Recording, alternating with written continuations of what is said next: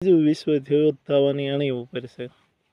કારણ કે વેનેઝુલામાં ટ્રમ્પે આખી સરકાર ફેરવી દીધી અને રાષ્ટ્રપતિને સીધો બંદી બનાવી દીધો.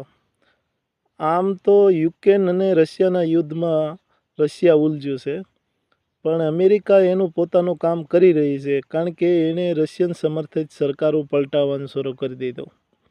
બાંગ્લાદેશમાં જે સરકાર હતી, જે ભારત તરફેણ હતી, એ રશિયા તરફ કહેવાય, એની સરકાર ફેરવી નાખી. પાકિસ્તાનમાં સરકાર ફેરવી નાખી. જે અસદ સરકાર સિરિયાની હતી એ ફેરવી નાખી. હવે ઈરાનનો વારો છે. આમ કરતાં જે ભૂમિ માર્ગ છે અને દરિયાઈ માર્ગ છે એ ટ્રમ્પ બધું કવર કરી લે છે. પછી ચાઇના અને રશિયાને વેપાર કરવો અઘરો પડી જાય.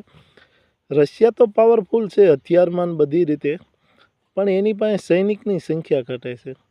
ભારત પાસે સૈનિકની સંખ્યા ઘટે એમ નથી, કારણ કે એ અગ્નિવીરમાં જેટલા પણ જે છૂટા થાય, જે બીજા વિશ્વયુદ્ધમાં બ્રિટનને મદદ કરી હતી, એમ સૈનિક પ્રત્યે સૈનિક અહીંથી છૂટા થાય જો રશિયાને મદદ કરે તો આ ત્રીજા વિશ્વયુદ્ધમાં અમેરિકાને ફટકો પાડે અને જે એક હતું શાસન જેવી અમેરિકાનું જાય એમ છે એ અટકી જાય.